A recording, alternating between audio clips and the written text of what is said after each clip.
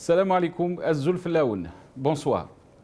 Le président Tebboune s'est gardé d'aborder les vrais problèmes. Il fait fonctionner le régime comme par le passé, avec un peu plus de respect pour le rituel institutionnel que son prédécesseur.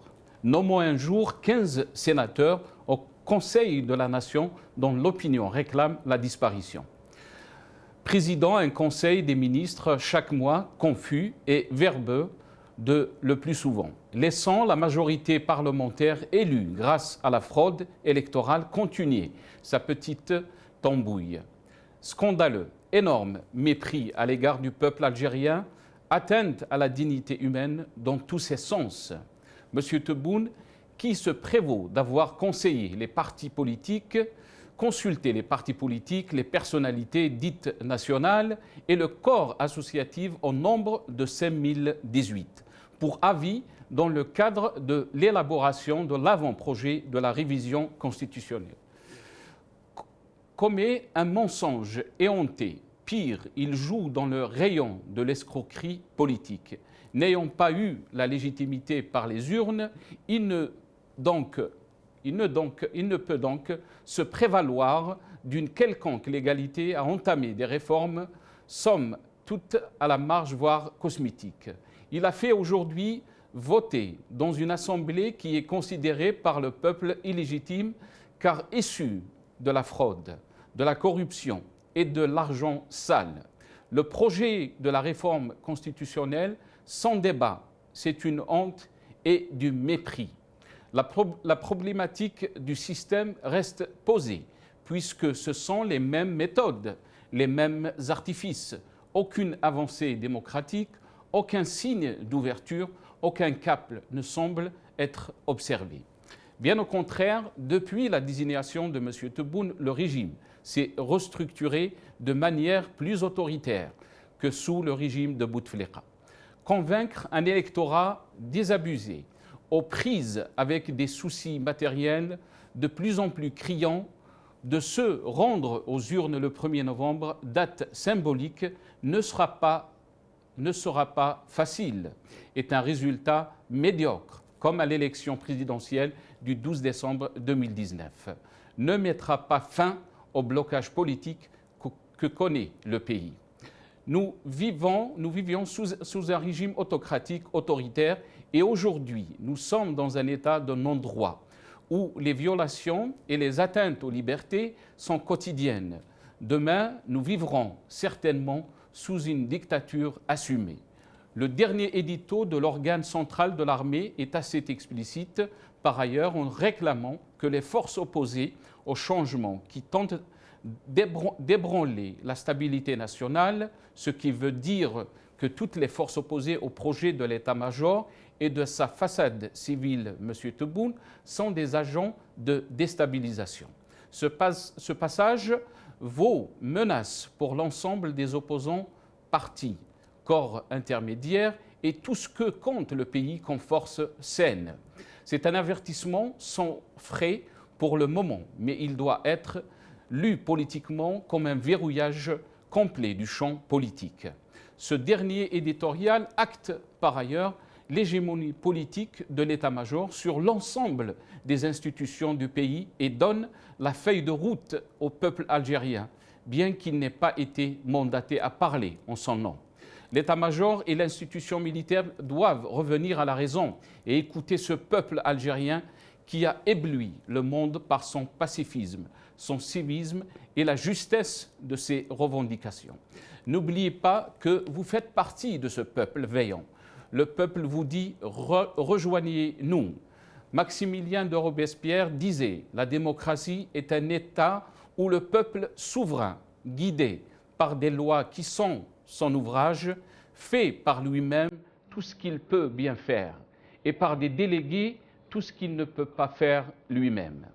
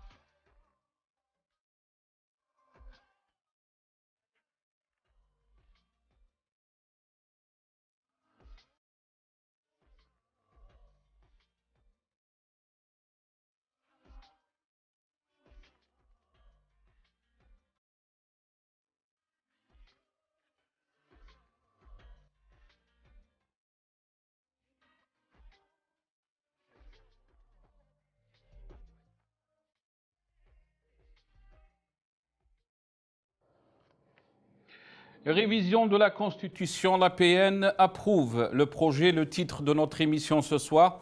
Et pour en parler, j'ai le plaisir d'accueillir avec nous ce soir Mohamed Khandaq, médecin cadre du RCD, qui sera avec nous via Skype depuis Alger. C'est Mohamed Khandaq, bonsoir et merci d'avoir accepté notre invitation. Bonsoir, c'est Nassar, et merci aussi à vous, à votre invitation. Merci, docteur. On aura aussi le plaisir d'avoir Mossab Hamoudi, analyste politique, depuis Paris via Skype aussi. C'est Mossab Hamoudi, marhaba bik, bonsoir et merci d'avoir accepté l'invitation.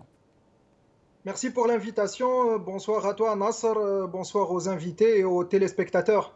Merci, Mossab. On aura aussi depuis Paris Rachid Mokrani, militant politique, via Skype aussi. Rachid Mokrani, bonsoir. Merci d'avoir accepté l'invitation, Rachid. Bonsoir Nasser, bonsoir à vos invités et à toutes nos téléspectateurs et téléspectatrices. Merci de l'invitation. Merci. On aura depuis Alger aussi Maître Nabila Smaïl, qui est avocate militante politique. Et on aura à la fin de cette émission Tariq Arab, médecin depuis Paris. Mohamed Khandaq, je vais commencer par vous. Merci encore une fois d'être avec nous.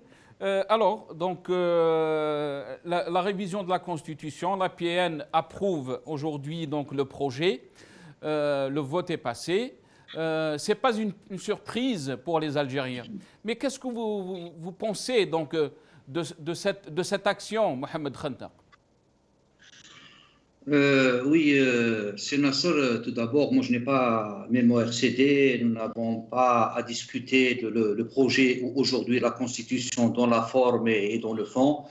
Nous disons aujourd'hui que le chef de l'État ne fait pas exception par rapport à ses prédécesseurs. Lui aussi, il doit avoir pour le moment sa Constitution ou ses constitutions, sait-on jamais, s'il termine son mandat. Donc tous les chefs de l'État algérien, chacun, en ce qui le concerne, a eu sa constitution.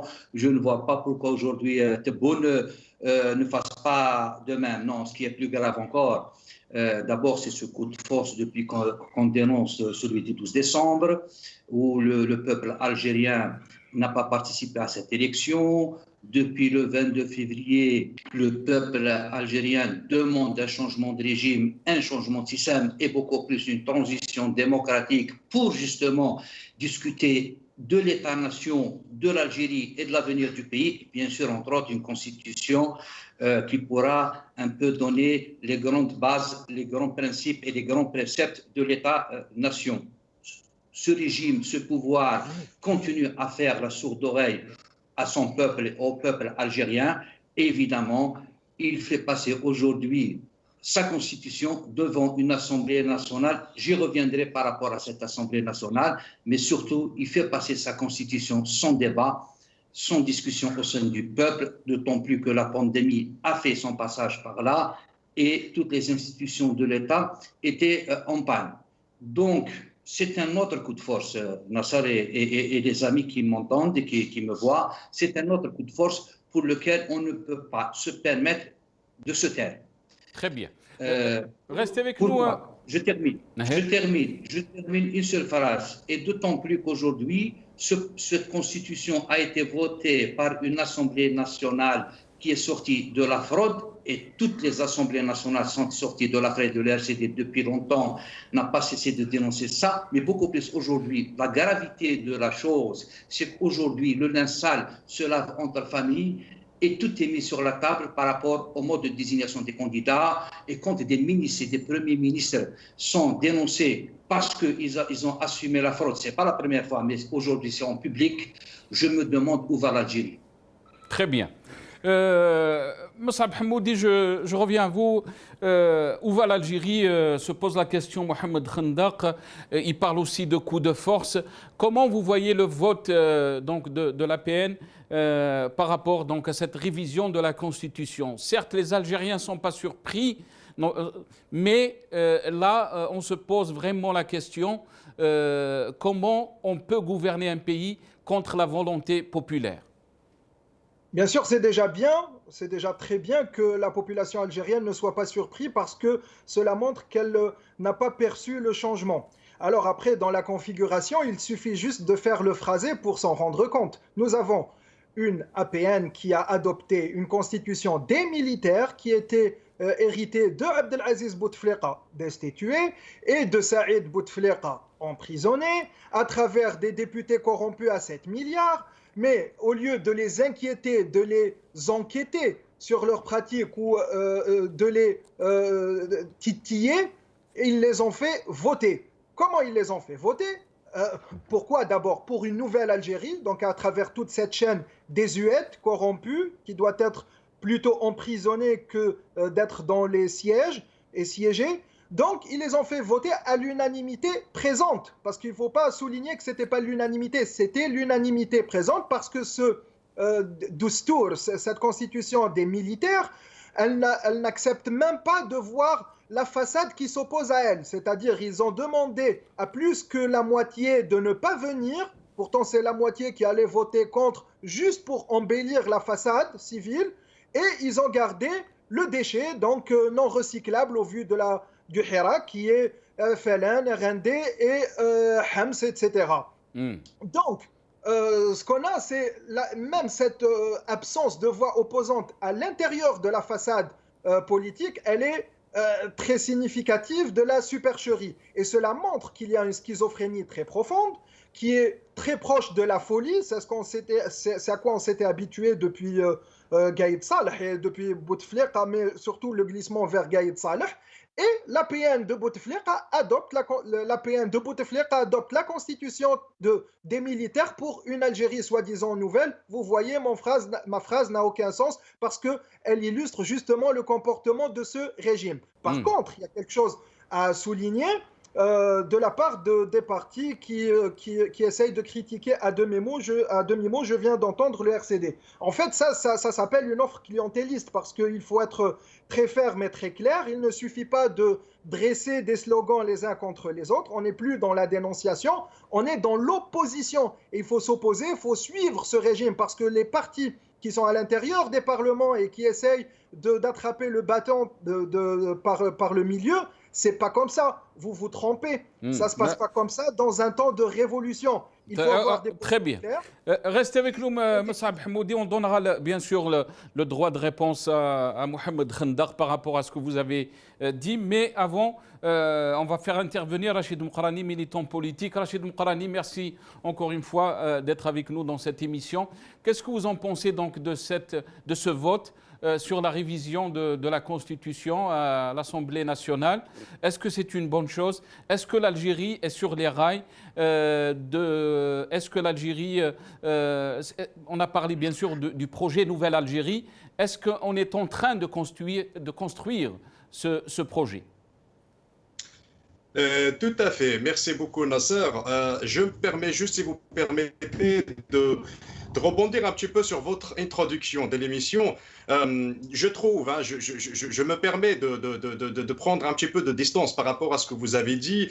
Je considère que faire le parallèle aujourd'hui avec le règne de Bouteflika, je trouve qu'il y a une certaine agressivité quand même qui nous emprisonne dans certaines analyses, dans certaines conclusions que je vois injustifiées aujourd'hui parce que cela reviendra à réduire tout un élan populaire, toutes les bonnes choses que nous avons vues depuis le 22 février à Nyon. Et ça alimente un discours peut-être un petit peu violent verbalement. La violence verbale peut se transformer en violence abstraite, ensuite en violence politique. Ça ne nous sert pas en tant que peuple, ça servira juste les régimes autoritaires. Donc je me permets de revendiquer en quelque sorte une certaine sérénité de discours et puis de justesse verbale et puis plus peut-être de souplesse qui nous aidera à être souples aussi intellectuellement et produire pour essayer d'avancer. Mais Rachid Moukrani, avec tout le respect que j'ai pour vous, bien sûr, et vous savez très bien qu'il y a beaucoup de respect entre nous. Et je pense que l'autre avis est très important aussi dans une émission, mais quand on essaye de mettre en évidence des facts qui sont là, une assemblée qui a été l'assemblée de Bouteflika. Ce n'est pas une assemblée de Tebboune. Une assemblée elle a voté ce projet de la révision de la Constitution. Tous ces députés étaient les députés de Bouteflika, étaient les députés de l'assemblée de Bouteflika. Donc je n'ai relaté que les faits qui sont là. Je n'ai pas... Oui, à partir du moment, il y a toujours deux tendances à voir les choses. Il y en a qui vont voir le verre à moitié plein, il y en a qui vont voir le verre à moitié vide. Moi, je dirais, puisque le dernier mot reviendra au peuple, le 1er novembre, qui va donner sa voix et qui va s'exprimer par rapport à la Constitution.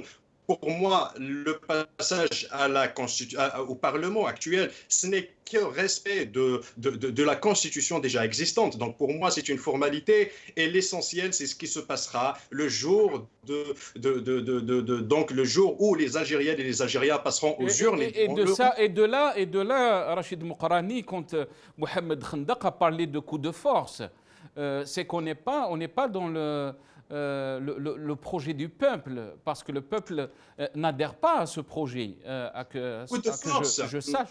Et c'est là la question, Rachid Moukarani, c'est qu'on est en train de dire des choses qui ne correspondent pas à la réalité de ce que veut le peuple algérien. Le peuple algérien, quand il s'est soulevé, il a dit on veut une vraie rupture avec le régime, on ne veut pas du cosmétique, on ne veut pas que le régime revienne sous une autre forme. Et vous êtes en train de dire que le peuple adhère donc à cette nouvelle constitution, à cette révision de la constitution, et vous êtes en train de dire aussi que le peuple ira voter en force le 1er novembre. Justement, les revendications du peuple que vous venez de citer, Nassar, sont tout à fait légitimes. Et peut-être aujourd'hui, elles ne se passent pas de la cadence que le peuple justement espère. Mais ce que je peux dire, c'est que nous avons hérité d'une situation et d'une réalité. Une réalité très grave, un désastre politique. Nous avons vu un vide politique de 20 ans. La scène politique a été vidée. Le nions, aucun levier politique n'est capable aujourd'hui d'influencer réellement dans la rue. Maintenant, quand on parle du peuple, il faut bien préciser, parce que si chacun de nous se permet de parler d'un peuple que lui, qui partage son opinion, là on aura autant de peuples en Algérie que de militants qui parlent. Maintenant, le peuple d'Algérien, c'est le peuple des 48 wilayas. C'est un peuple qui est divers, c'est un peuple qui a des opinions différentes, qui a une culture régionale peut-être différente, qui a une perception des réalités peut-être différentes. Et puis il ne faut pas se fier aussi aux déclarations, aux publications des réseaux sociaux. Il faut en être sûr comme quoi des millions d'Algériens n'y accèdent même pas aux réseaux sociaux. Ce sont des Algériens et des Algériennes qui attendent des solutions à leurs problèmes, qui attendent des projets, qui attendent de l'école à ce qu'elle évolue pour que leurs enfants aient un avenir. C'est des millions d'Algériennes et d'Algériens. On ne peut pas les exclure aujourd'hui quand on parle de peuple que des gens qu'on voit dans la rue. Très bien. Restez avec nous, Rachid Moukarani. Nabila Ismail, maître Nabila Ismail, avocate militante politique qui nous a rejoint depuis Alger. Maître Nabila Ismail, bonsoir et merci d'avoir accepté notre invitation. Merci à vous de m'avoir invité. Bonsoir tout le monde. Nabila Ismail, Rachid Moukarani dit qu'il ne faut pas que le peuple ira en force pour aller voter le 1er novembre sur la Constitution, la révision de la Constitution, et qu'on est en train de vivre la construction d'un nouveau projet, ce qu'on appelle la Nouvelle Algérie, le Jazaïr el-Jadida. Et quand on parle de peuple, il ne faut pas mettre le peuple dans tout, qu'il soit uniforme. Le peuple, bien sûr, il y a des Algériens qui soutiennent Tebboune et ce qu'il veut faire. Qu'est-ce que vous en pensez de ça, Nabila Ismail? D'abord, il faudra attendre le 1er novembre pour se donner rendez-vous et aller voir le taux de participation et le taux de votants. Il est à rappeler que le 12-12 2019 n'est pas très loin. Et au 12-12, il n'y a pas eu toute cette gestion plutôt catastrophique de la situation depuis l'élection ou l'intronisation de M. Tebboune.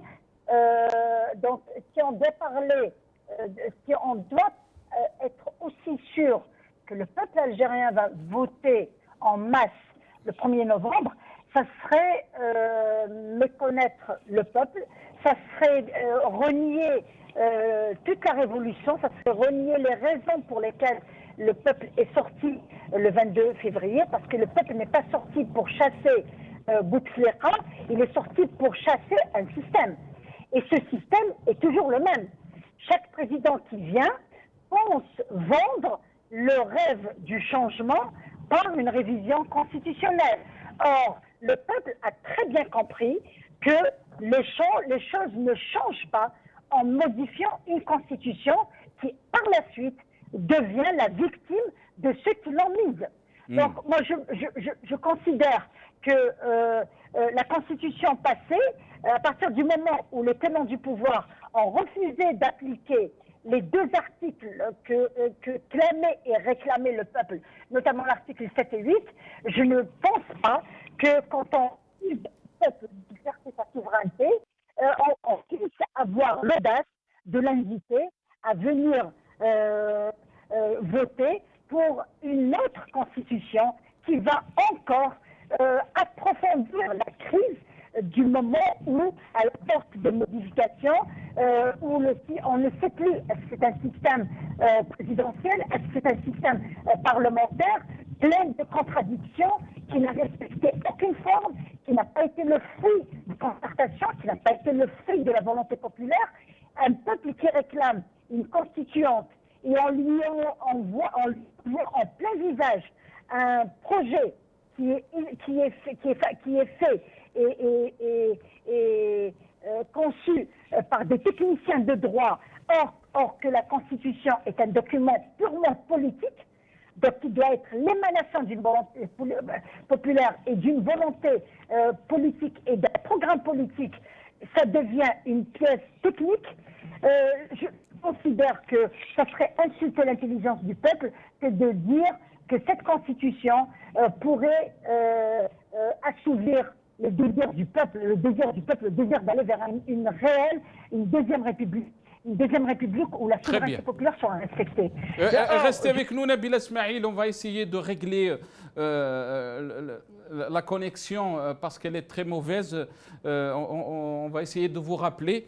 Je vais revenir très rapidement à vous, Rachid Moukarani, avant de donner la parole à Moussab Hamoudi. Rachid Moukarani, vous avez entendu Nabila Smaïl, ça serait insulter l'intelligence des Algériens de dire que la révision de la Constitution donnera un nouveau départ à l'Algérie.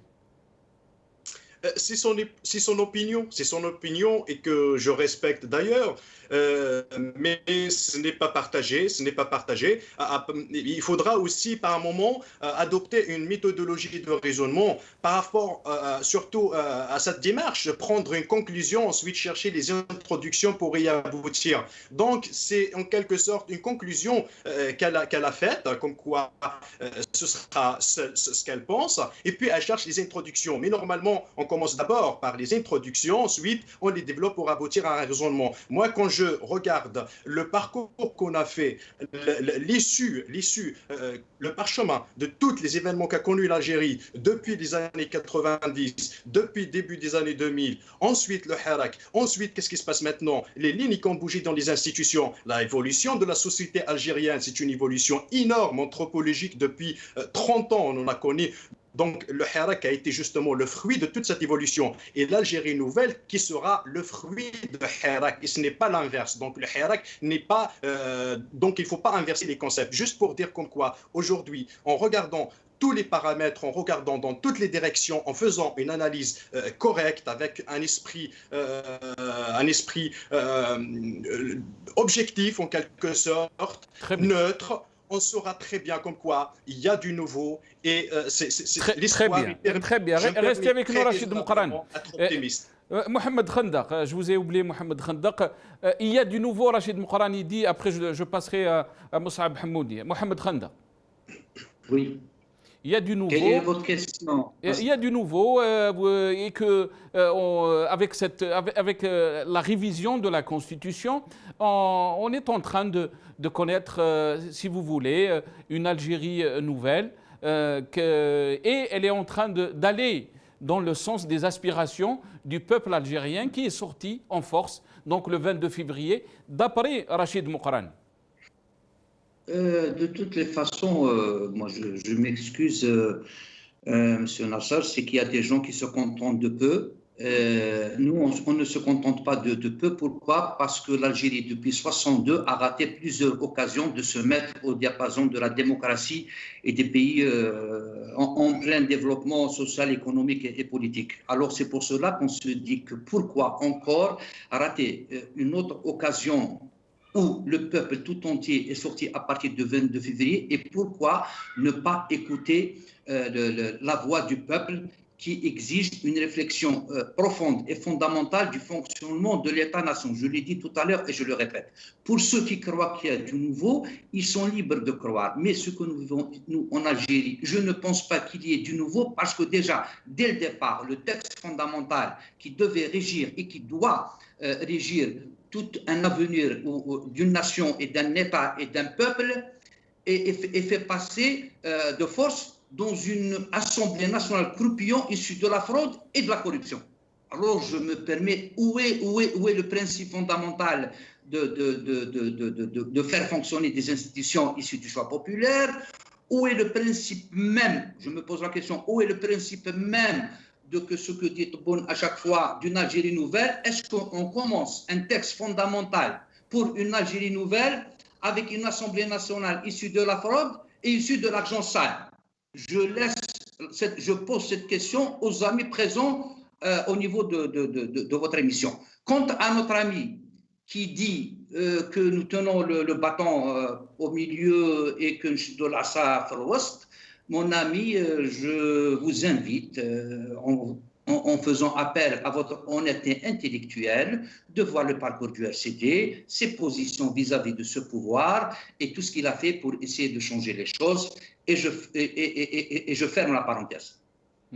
Moussab Hamoudi, à vous la parole. Oui, pour le RCD, c'est à sa base militaire de juger au suffrage universel. Après, j'aimerais plus réagir plus sérieusement sur les digressions plus précédentes du porte-parole de Gilali Sofiane, si je me trompe. Donc, parce qu'il a essayé de faire des pléonasmes un peu dignes d'un étudiant de première année.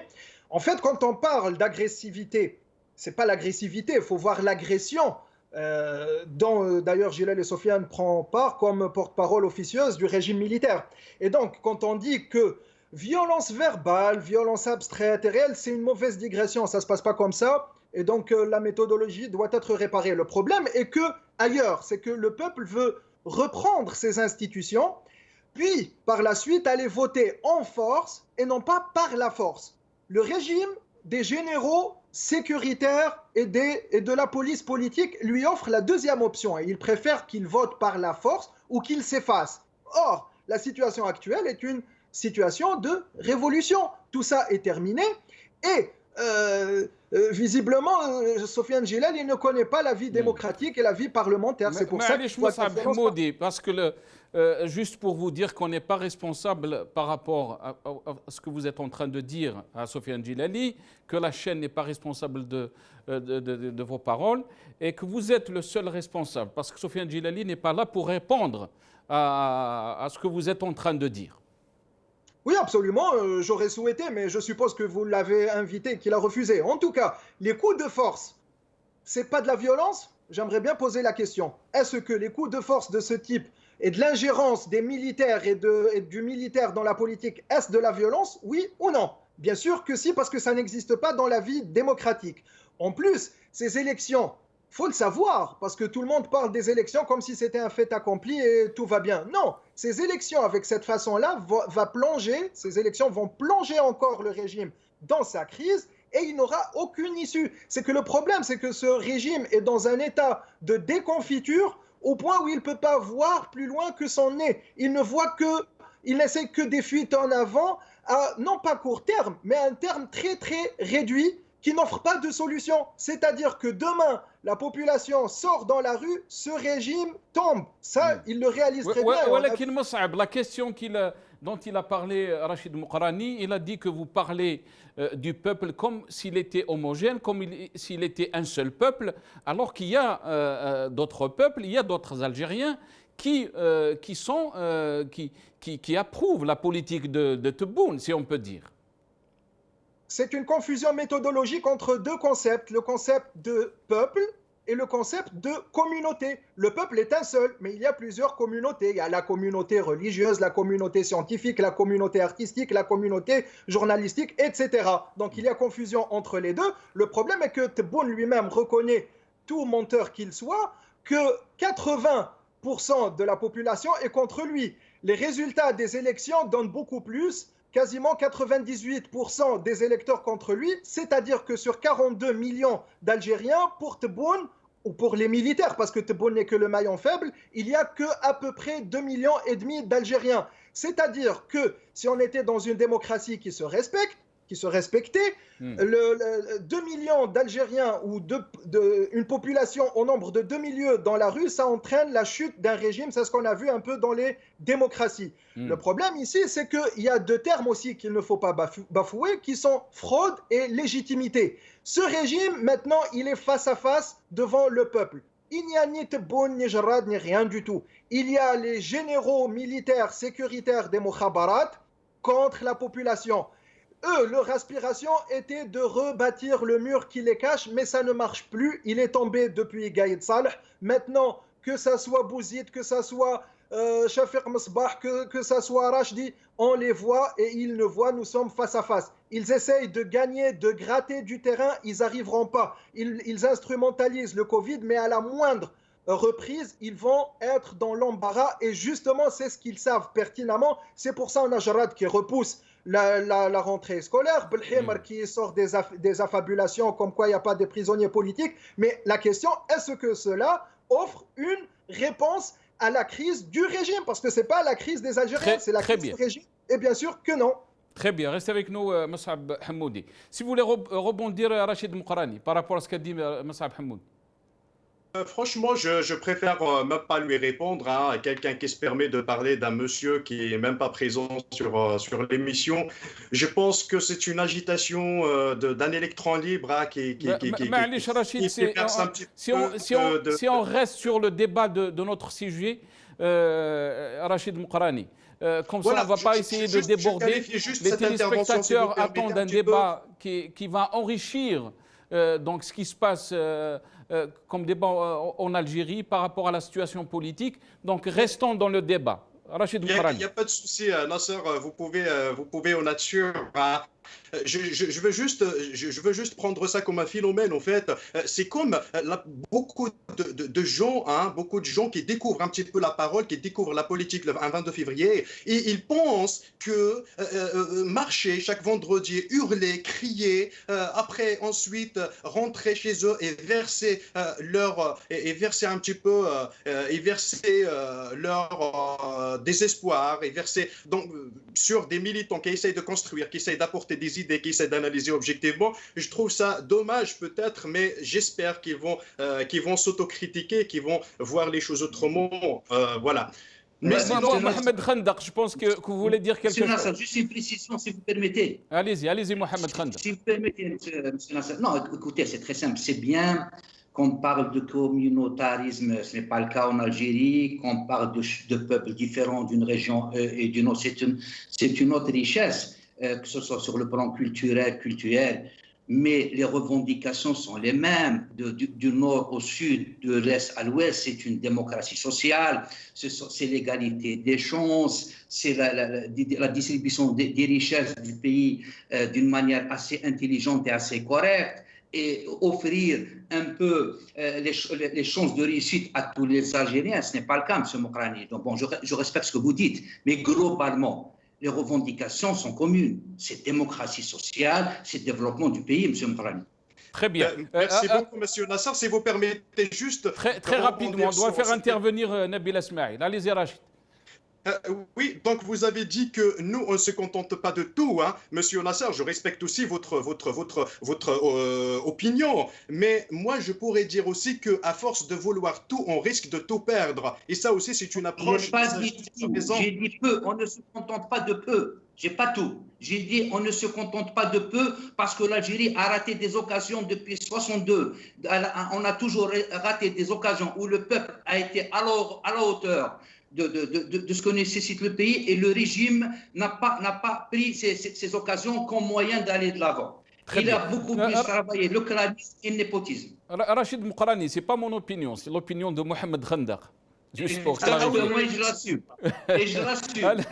Je vais revenir. On va donner la parole à Nabil Ismail qui nous a rejoint. Espérons que la ligne est meilleure. Nabil Ismail, est-ce qu'elle est... Nabil Ismail, vous êtes avec nous? Oui, je suis avec vous, oui. Très bien. Comment vous voyez les choses, Nabil Ismail? Il y a qui disent bien sûr que Tebboune est en train de révolutionner la scène politique, qu'il est en train de donner l'élan à cette nouvelle Algérie et qu'on a vu aussi la rupture avec la Issaba, si on peut dire. Mais aussi de l'autre côté, le peuple, vous êtes en train de dire que le peuple est toujours là et qui revendique une vraie rupture avec le système. Comment vous voyez les choses dans ce cas-là, Nabil Ismail, surtout quand on va aller à des situations très difficiles économiquement et socialement? La rentrée scolaire, elle est juste là. Comment vous voyez les choses, Nabil Ismail?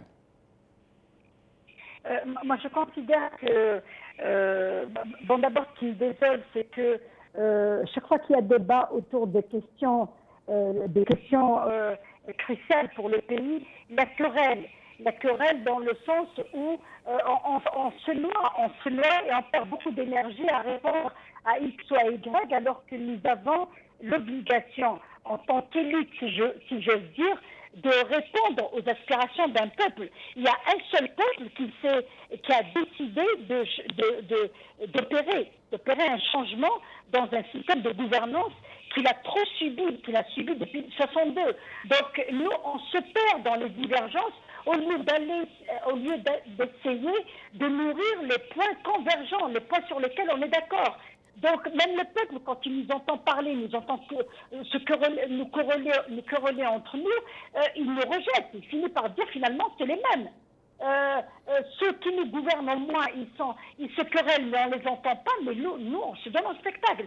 Parce que le peuple qui est sorti, il n'est pas sorti pour des retouches d'une constitution. Il n'est pas sorti pour enlever Bouteflika. Il est sorti pour réclamer un changement radical et il n'a pas voulu de tête de personne. Parce que le pouvoir qui a décidé de mettre Sellal et Ouhia et les Haddad Koulinef en prison, ça n'a pas réglé la question politique du système de gouvernance en Algérie. Le fait d'avoir condamné Tléba ou d'avoir condamné X ou Y n'a pas rempli les poches des Algériens, n'a pas réglé le problème économique, n'a pas mis fin à la corruption en Algérie. Le fait que M. Tebboune parle de nouvelle Algérie, moi je ne m'inscris pas et je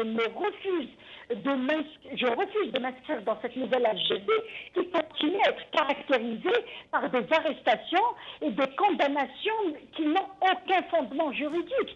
On ne peut pas espérer mobiliser le peuple. Allô? Nabil Ismail, on vous entend très bien. Allez-y. On ne peut pas espérer mobiliser tout un peuple qui demande un changement pour qu'il aille voter ou plébisciter ou voter une élection qui vient de passer en référé législatif aujourd'hui. Il y a des amendements aussi lourds et aussi lourds de conséquences qui passent à main levée en moins de 2 heures et qui passeront demain devant le Conseil de la Nation, qui va encore plébisciter ce projet.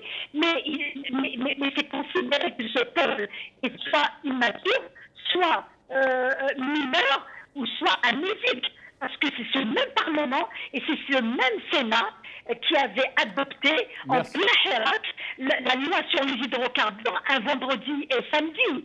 Et un jeudi, vendredi, je m'excuse. Donc, attention, je pense que le pouvoir est en train de pousser un peu le bouchon trop loin, parce que avant le 12-12, avant la désignation de Tebboune à la tête de l'État, il n'y avait pas la pandémie. Il y avait le Hirak qui était en pleine action. Là, après la nomination de Tebboune, il y a eu la pandémie qui a été très très mal gérée par le pouvoir. Il y a eu les arrestations qui ont complètement approfondi la crise de confiance entre les tenants du pouvoir ou entre le nouveau visage du système et le peuple. Il y a eu cette crise, c'est toute cette crise que le président Tebboune appelle des complots. Ce n'est que le fruit d'une continuité du même système qu'il a accepté de gérer. Mais, il est à la tête de ce système. très bien, merci Nabil Ismail. Merci Nabil Ismail. On revient à Moussab Hamoudi. Nabil Ismail nous dit que le pouvoir est en train de pousser le bouchon trop loin. Est-ce que vous pensez que ce coup de force, surtout d'aller vers des élections, vers donc l'élection de la révision de la Constitution, peut provoquer une certaine réponse du peuple algérien, d'accentuer un peu son hirak et de dire qu'on ne peut pas accepter la politique du fait accompli? Mais absolument, parce que justement, le régime croit que lorsqu'il muselle un peu l'intérieur, c'est qu'il a accompli sa mission. Or, il est incapable, puisque c'est un régime en fin de vie. Et c'est pour ça aussi qu'il le manifeste à travers cet acharnement et cette férocité. C'est qu'il n'arrive plus à réfléchir, il n'arrive plus à débloquer les situations. Les crises s'accumulent de tout type. Il faut savoir aussi qu'il y a des crises de tout type. Ça va de la météo à la santé, à la sécurité, à l'international, il ne faut pas oublier l'international, à la légitimité. Ce sont des couches qui se superposent d'illégitimité et de non-maîtrise qui l'accablent. Et c'est pour ça aussi que dans cette situation, lorsqu'il va dans des processus démocratiques qu'il falsifie, il s'engouffre encore plus, parce que il ne suffit pas d'agir en caste, plus proche de la secte, d'une section militaire qui va imposer des élections pour dire le Parlement est légitime. C'est pas comme ça se passe pas comme ça. Les choses se déroulent dans la rue et dans les esprits des gens. Lorsque les hirakistes, la population algérienne en entière, est muselée, ça ne veut pas dire qu'elle ne réagit pas. Et c'est pour ça qu'il y a deux choses que le régime ne comprend pas. C'est qu'il y a le fait accompli, ce qu'il souhaite imposé, mais il y a autre chose. Il y a le fait révolutionnaire et il y a le fait politique qui font que le fait accompli ne réagit jamais, ne fait face jamais contre l'accomplissement d'un fait qui est le fait révolutionnaire et qui aspire à ce que le Parlement et toutes les institutions soient rendues à la population. C'est pas parce que tout le monde d'ailleurs sait c'est quoi le Parlement et c'est quoi la constitution du régime. On a vu les constitutions, on a vu le Parlement à l'époque de Bouhaja quand il était cadenassé, profané donc, et tout ça se passe pas comme ça.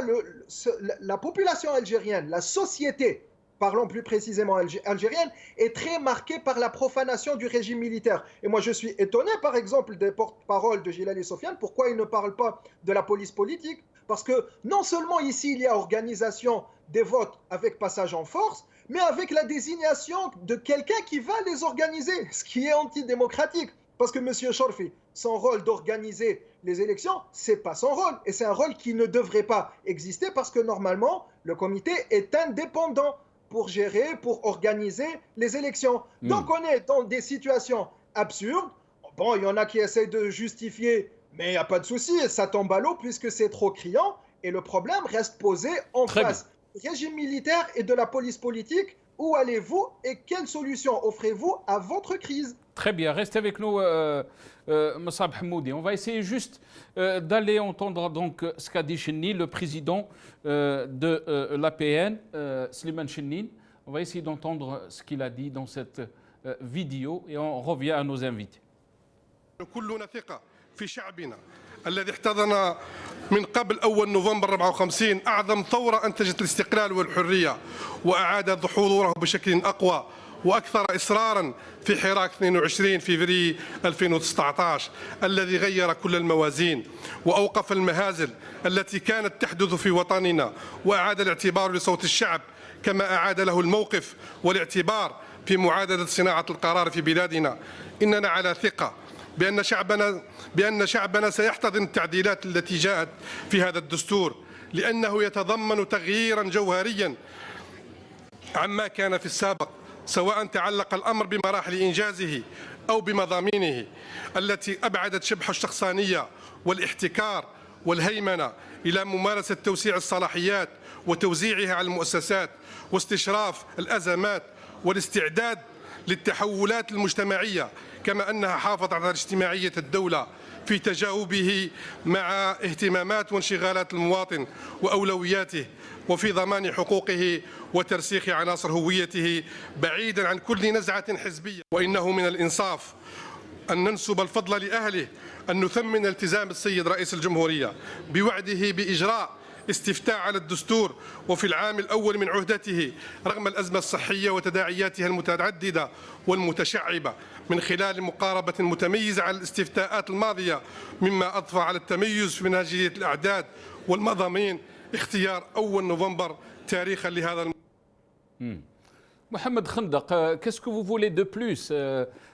Slimane Chenine a tout dit, donc تفضل سي محمد. Alors, écoutez, pour vous dire, pour encore une fois vous démontrer que c'est un pays qui tourne sur la tête et qui fonctionne sur sa tête, dites-moi un instant, donnez-moi un seul exemple dans le monde où un petit groupe parlementaire d'islamistes, qui n'est pas majoritaire, loin d'être majoritaire, est à la tête d'une Assemblée nationale. Ça, c'est le premier point, et ça fait rire honnêtement, et d'autant plus que M. Chenine a été désigné par l'armée pour être à la tête d'une Assemblée nationale civile. Premier point. Deuxième point, je me pose la question, que représente UNIT pour parler de tout ça? Il ne peut dire que ça, puisqu'il doit répondre et rendre l'ascenseur aux gens qui l'ont mis là-bas. Alors je dis, et je pense qu'on est à la fin de l'émission, non, M. Nassar? Ouais, il ne nous reste pas beaucoup de temps, mais vous pouvez développer. Je le sais. C'est pour cela, honnêtement, j'en appelle un peu, s'ils ont encore une petite sagesse ou un petit sens de responsabilité, de remettre le pouvoir entre les mains du peuple, et c'est au peuple de choisir ses représentants réels, c'est au peuple de choisir sa destinée, c'est au peuple de choisir son mode de projet de société, c'est au peuple de décider de l'avenir de ses enfants.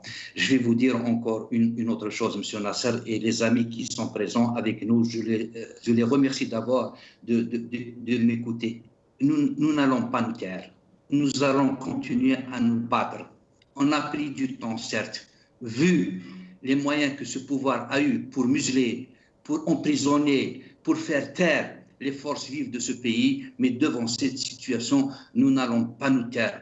Pour la simple raison qu'un M. Chenine, député soit-il, vice-président à l'Assemblée nationale, n'étant pas majoritaire à l'Assemblée nationale, puisse parler aujourd'hui de 1er novembre, puisse parler aujourd'hui de l'avenir du pays. Alors, quand on veut parler de l'avenir du pays, on sort du choix populaire, on est issu du peuple, et si on est à la tête de cette institution, c'est parce que le peuple nous a donné une majorité. Et j'en aurais terminé. Dites-moi un instant, comment voulez-vous que ça marche lorsque, même si avec la fraude, c'est pour ça qu'on demande, nous, RCD, de temps en temps à ce régime, enfin de respecter les formes.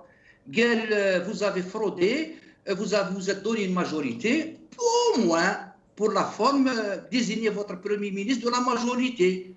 Comme ça, il essaie un peu d'appliquer le programme de sa majorité. Alors, il y a une majorité parlementaire, son Premier ministre n'est pas de la majorité, quel programme va, disons, appliquer ce Premier ministre? Et moi, je me réjouis et je rigole, sincèrement, c'est le terme que je vais utiliser, quand j'entends le programme du président de la République. Depuis mes débuts politiques, depuis 90, 91 à ce jour, je n'ai pas vu un chef de l'État, un président, a eu un programme de développement, un programme politique.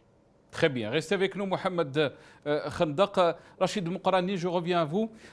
Comment vous voulez que ça marche, Rachid Moukrani? Pose la question Mohamed Khandaq. Quand on utilise les mêmes méthodes, les mêmes moyens, on recommence avec les mêmes. Comment peut-on construire du neuf avec de l'ancien? Mohamed Rachid Moukrani. Oui. Je salue d'ailleurs, je mets vraiment très en valeur une phrase qu'il a dit. Il a dit que nous n'allons pas nous taire, nous allons continuer à nous battre. Je suis totalement et tout à fait d'accord avec ça. Maintenant, qu'est-ce que chacun peut-être a sa vision des choses? Moi, je pense qu'aujourd'hui, il y a l'esprit de Hirak qu'on devra préserver. Cet esprit de Hirak qui nous permettra justement de joindre l'énergie qui est dans les rues, pas avec des actions politiques pour en faire des leviers politiques par lesquels nous pourrons gouverner enfin dans l'ère d'une démocratie. Parce que s'il n'y a pas de levier politique, il n'y a d'autres moyens de gouverner que par des leviers sécuritaires et nous tomberons dans une dictature militaire. Donc aujourd'hui, oui, nous allons continuer à nous battre et nous allons trouver les meilleurs moyens pour se battre. Ces meilleurs-là qui seront productifs, qui justement nous permettront d'investir dans l'énergie de la rue pour en faire des leviers politiques avec lesquels nous construirons un état de droit, une république d'institutions. Maintenant, je permets juste une petite observation, si vous permettez. Il y en a peut-être des gens qui pensent, après avoir m'écouté, que je suis pro-pouvoir ou que je soutiens la démarche du pouvoir. Loin de ça. Je suis adhérent, militant dans un parti politique qui est très loin de toute allégeance clientéliste au pouvoir, mais aussi qui est loin de tout nihilisme, de certains. Aujourd'hui, dans le Hirak, nous optons pour la raison, pour la sagesse, et justement pour trouver les meilleurs moyens pour ne pas jeter, comme dit le proverbe, pour ne pas jeter le bébé avec l'eau de bain. Nous ne voulons pas jeter le bébé avec l'eau de bain. Très bien. Je pense, Mohamed Khandaq, vous voulez rebondir très rapidement? Non, j'aimerais bien qu'ils nous disent dans quel parti il est, voilà. Rachid Moukrani. Oui, je pense que suis de Jil Jadid.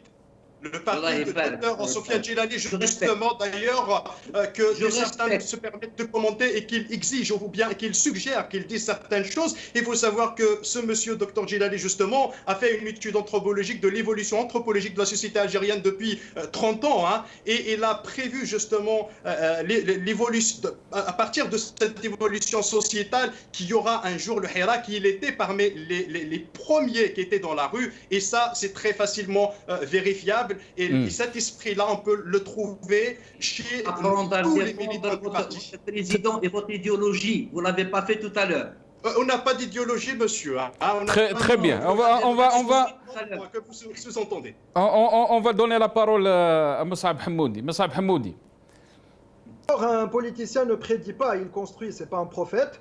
Et puis surtout, la situation est complètement ailleurs.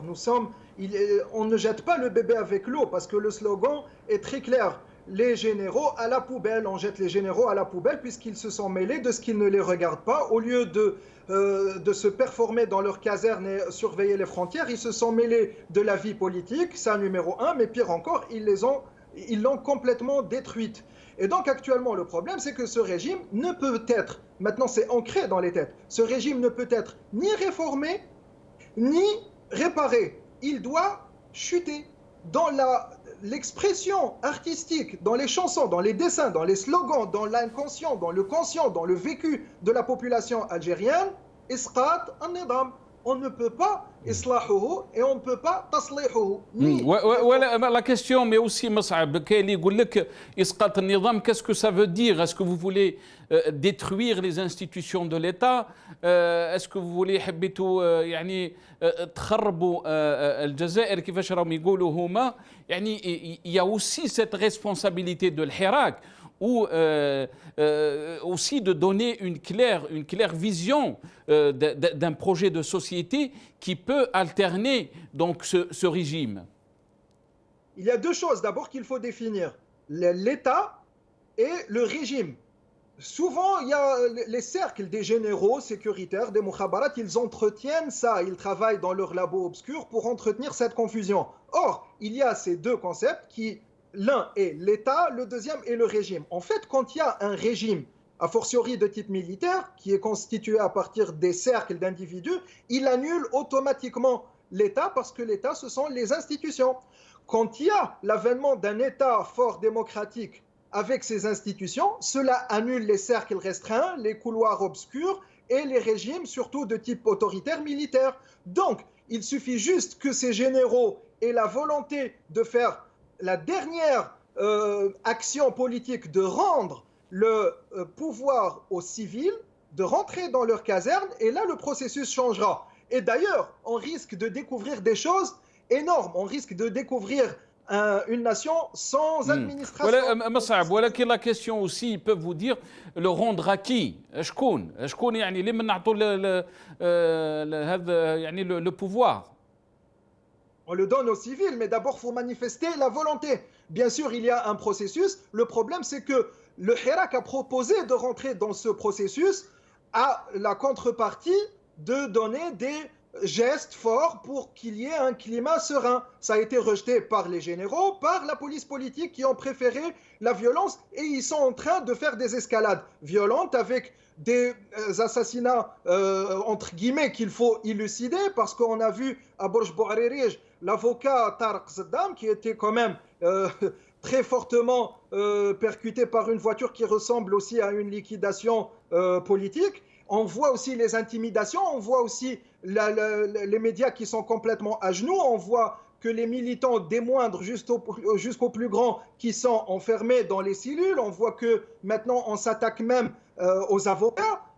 Donc il n'y a pas un climat de sérénité, c'est rejeté par la police politique et les généraux. Le problème ici, c'est qu'ils refusent de voir cette solution et ils ne sont pas professionnels de la vie politique et ils ne sont même pas professionnels du renseignement parce que le problème avec la police politique, pourquoi on dit la police politique et non pas les renseignements? Parce qu'ils ne font pas du renseignement. Ils inculpent des militants à base de capture d'écran. Nous avons des renseignements non pas qui élucident les mystères du Mali, de la Libye, et des frontières et des questions stratégiques, mais qui font des captures d'écran sur les militants et les poursuivent pour très bien. Restez avec nous, Moussaab Hamoud. Restez. Mohamed Khandaq, vous avez parlé tout à l'heure, vous avez dit qu'on va continuer. Mais aussi la question qui se pose, et peut-être Rachid Moukarani pourra aussi nous rejoindre par rapport à cette question et donner son analyse et son avis, c'est aussi, il y a une responsabilité de l'Hirak de se structurer. Est-ce que c'est une question? Il faut qu'il se structure, il faut qu'il s'organise. Est-ce que vous pensez qu'il faut qu'il y ait un projet clair pour essayer un peu aussi de rassurer l'autre partie qui ne veut pas que le système change?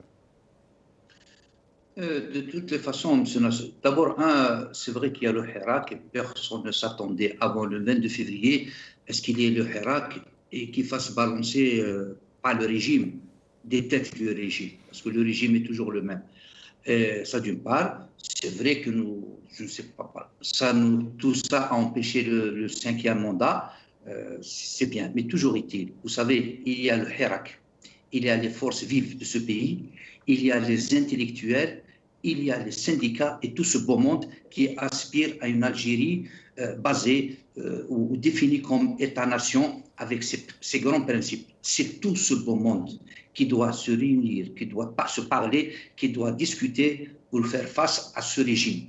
D'abord, maintenant, la conception, l'organisation, je ne prétends pas au RCD, on ne prétend pas détenir la vérité. Tout ce beau monde peut se structurer, tout ce beau monde peut s'organiser, mais l'idéal, M. Nasser, c'est d'avoir un seul objectif, c'est l'État-nation. Très bien. Rachid Moukarani, pourquoi le régime n'essaie pas de profiter de cet élan qui était bien sûr né le 22 février et d'aller vers le sens de la volonté populaire et essayer de construire cet État que tout Algérien rêve? Pourquoi essayer de recycler le même régime avec les mêmes têtes quand on voit des personnes qui ont servi, même dans les années 90, revenir au poste, même dans les années 80, pendant Chedli, revenir au poste aussi, de quelle nouvelle Algérie nous parle le système? Écoutez, Nasser, je rends hommage à mon père qui m'a appris quelque chose. Hein. Tout le temps, quand on parle politique, il me dit, écoute mon fils, 10 ans dans la vie d'une personne, c'est beaucoup. Mais 10 ans dans la vie d'un pays, c'est très très peu. Il me l'a toujours dit. Donc, c'est pour ça que je te dis, pour évaluer un petit peu la tendance des choses dans un pays, peut-être on ne regarde pas ce qui se passe à l'heure. Peut-être il faudra projeter ça sur un avenir proche ou moyen. Maintenant, ce qu'on regarde de nous, on évalue les paramètres, les paramètres généraux. On n'évalue pas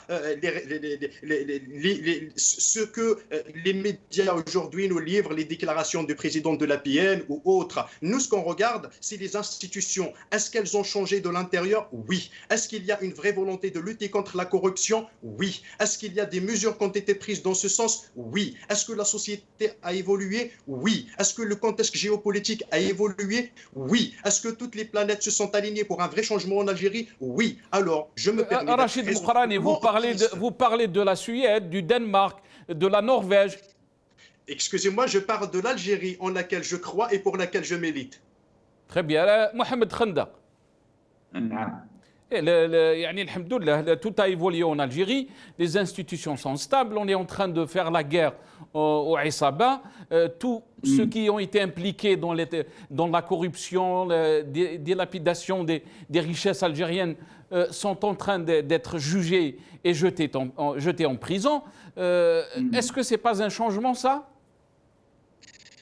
Ce n'est pas un changement pour la simple raison qu'il y a eu une lutte de clans d'abord, même pour les gens qui sont en prison, ils ont été victimes de la lutte de clans et non pas ayant répondu à leurs actes de corruption.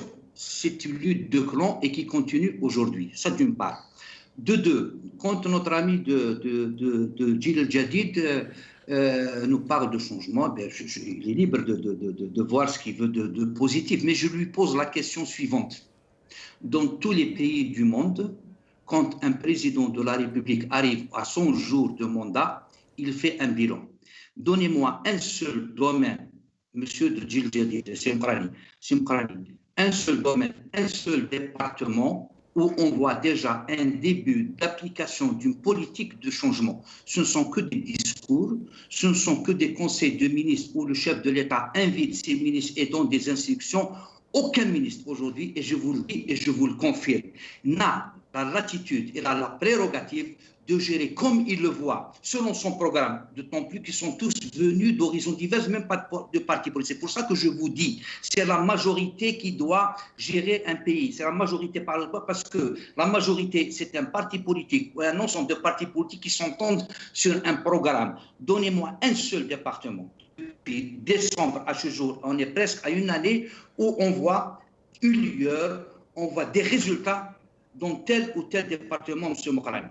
La gouvernance, c'est ceci. On va donner la parole à Moussad. Il ne faut pas encore attendre la fin de mandat pour dire qu'on n'a pas réussi ou la redonnez-moi un autre mandat pour pouvoir réussir. Très bien.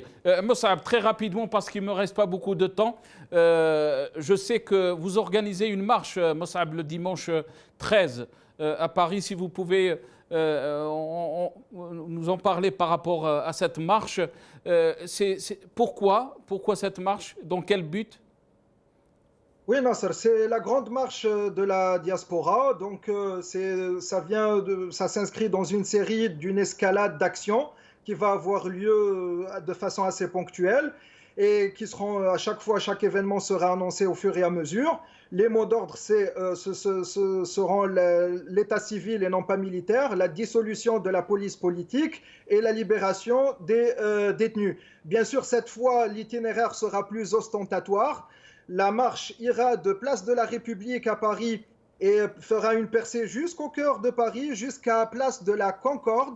Ça a été un dur bras de fer avec l'administration française, mais on l'a eu. Et donc, avant d'entamer la marche, on observera un hommage à l'avocat de Borj Bouarerij, Tariq Saddam, avec du recueillement, comme il se doit, parce que c'est un regretté avocat très digne qui s'est sacrifié pour le Hirak. Et donc, nous, on ira dans cette escalade. Ce régime est en fin de vie, il est mortifère, donc on continuera la pression tant que nos frères à l'intérieur sont muselés, et on ira coûte que coûte, de ma part, jusqu'à la chute complète de ce régime et le transfert du pouvoir pour des représentants politiques civils. Très bien. Reste avec nous, Moussab Hamoudi. Je pense qu'on a été rejoint aussi par Tariq Arab, qui est médecin depuis Paris. Et je pense aussi qu'ils ont une action ce lundi. Tariq Arab, merci d'avoir accepté l'invitation. Bonsoir. Oui, bonsoir tout le monde. Salam alaikum. Alaikum salam. Tariq Arab, quelle est votre action donc que je sache, ça se passera ce lundi devant l'ambassade de l'Algérie. Alors, dans les suites de la marche qui est prévue le 13 septembre, donc de nombreux citoyens algériens de la diaspora, pas qu'en France, hein, mais à travers beaucoup de pays, Belgique, le Canada, m'ont confié cette mission-là, c'est de vous informer que le 14 septembre, je ne sais pas si vous m'entendez bien, mais j'ai un bruit. On vous entend très très bien. On vous entend très bien, docteur Tariq Arab. Tariq Arab. Allô, allô. Oui, on vous entend très très bien. On vous entend très bien. Très bien. Et donc, le 14 septembre, donc, de nombreux Algériens ont décidé d'une veillée en face des consulats et des ambassades du monde entier. Et donc, pas qu'en France, mais du monde entier. J'avais préparé le texte en arabe parce que je pensais que c'était l'Orassi arabe qui allait m'appeler, mais je vais le lire quand même. Mais pourquoi cette action, Tariq Arab, avant de commencer Pourquoi? Alors, cette action, c'est pour exiger la libération immédiate et sans condition de notre frère Khaled Drarni. Voilà, dont le verdict est prévu le 15 septembre, donc quelques heures avant le verdict. Est-ce que c'est un soutien à Khaled Drarni en tant que journaliste, ou un soutien à tous les détenus politiques ou détenus d'opinion? Tout à fait, vous avez posé la bonne question. Alors, dans un premier temps, Khaled Drarni met tous les détenus politiques, sans exception, notamment ceux qui sont détenus depuis des années et ceux qui sont détenus depuis le début du Hirak, les Hirakistes pacifiques qui n'ont rien fait si ce n'est que d'exprimer leur opinion et se sont malheureusement retrouvés emprisonnés de façon inhumaine. Donc nous appelons à ce que les Algériens, les Algériennes, à travers le monde, à travers les capitales et les grandes villes, à manifester et veiller la nuit du 14 septembre à partir de 19h en face des consulats et des ambassades. Voilà, ça veut dire, en d'autres mots, docteur Tariq Arab, vous allez passer la nuit à côté de ces consulats et ambassades? Tout à fait. Très bien. Qu'est-ce que vous avez à rajouter? Vous voulez rajouter quelque chose? Oui. Très rapidement, parce qu'il ne nous reste pas beaucoup de temps, Tariq Arab.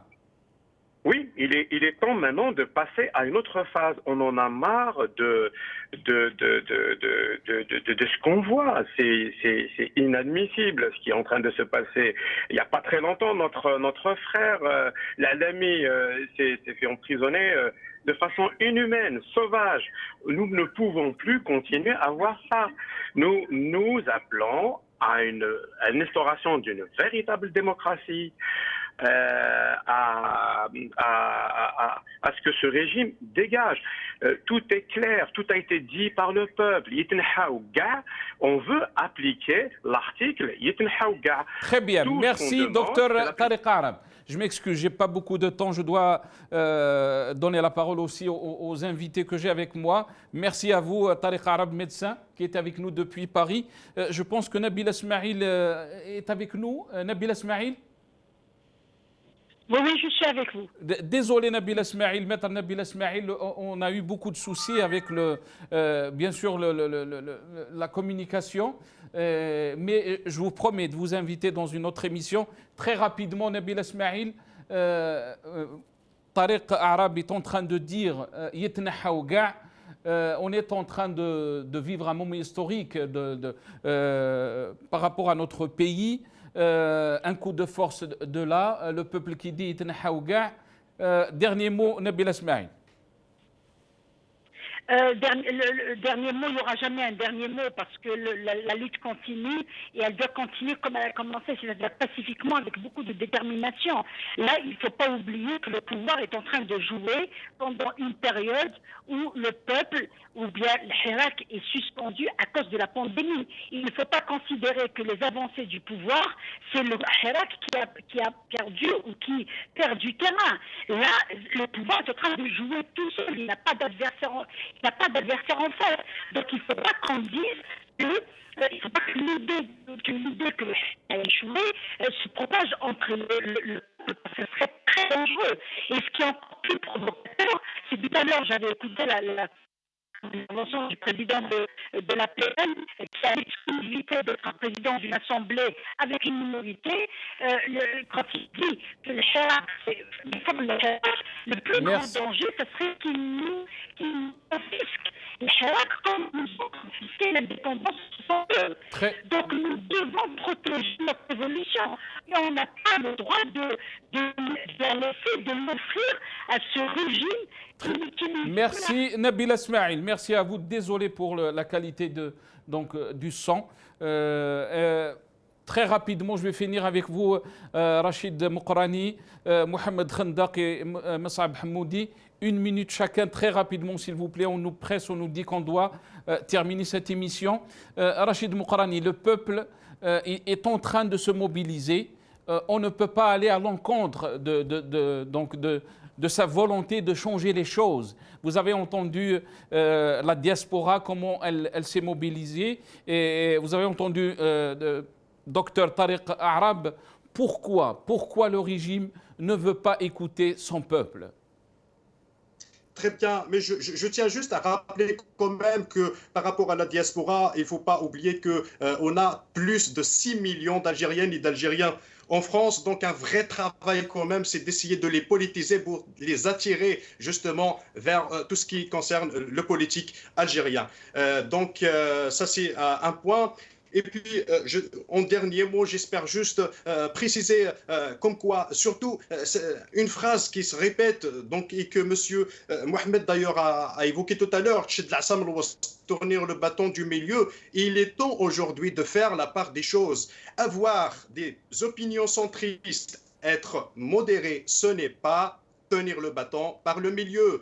Je me reconnais en fait dans une opposition assumée, comme j'ai dit. Je ne prête pas allégeance au pouvoir, ni allégeance clientéliste, mais je ne me reconnais pas aussi dans la radicalité nihiliste. Merci. J'essaie. Merci Rachid Moukrani. Très rapidement, Mohamed Khandaq. Très rapidement, s'il vous plaît. Oui, je vais être très, très bref et très rapide. Vous savez, je pense qu'il est temps maintenant qu'on soit... Bon, je vous concède qu'on soit sages tous, mais que le pouvoir aussi ait de la sagesse aussi vis-à-vis de ce pays, vis-à-vis de ce peuple, qui respecte les décisions du peuple. Il faut redonner le pouvoir au peuple et c'est au peuple de choisir ses institutions parce que les institutions ne peuvent disparaître quand il y a des lois et ce n'est que les institutions qui font fonctionner un pays, même avec la disparition des hommes. Très bien. Messab Hamoudi. La plus grande sagesse est de se débarrasser de ce régime parce qu'il nuit à la nation. Il faut savoir aussi que le régime algérien n'est pas la première dictature et souvent les dictatures chutent au moment où elles se croient les plus fortes. Actuellement, les militants à l'intérieur du pays, à l'extérieur, font un travail magnifique. Ils sont en train d'apprendre la politique. Ils ne sont pas dans les discours, ils sont dans le terrain, sur le terrain, pour le terrain. Ils font des travaux magnifiques. Le terrain, le régime, indubitablement, est en fin de vie. Il n'y a pas de crainte pour la violence. Il n'y aura jamais de violence parce qu'il y aura le veto à l'international et la détermination à l'international et la victoire pour le peuple algérien, pour les futures générations. Merci Moussab Hamoudi, merci d'être avec nous, analyste politique depuis Paris. Merci à Mohamed Khandaq, médecin cadre du RCD. Merci à Rachid Moukrani, militant politique qui était avec nous depuis Paris aussi. Merci à Nabil Ismail et désolé pour la qualité du son. Merci à Dr Tariq Arab qui nous a rejoint à la fin de cette émission, médecin depuis Paris aussi. Et je vous dis à la prochaine, Inch'Allah, bqaw ala khair.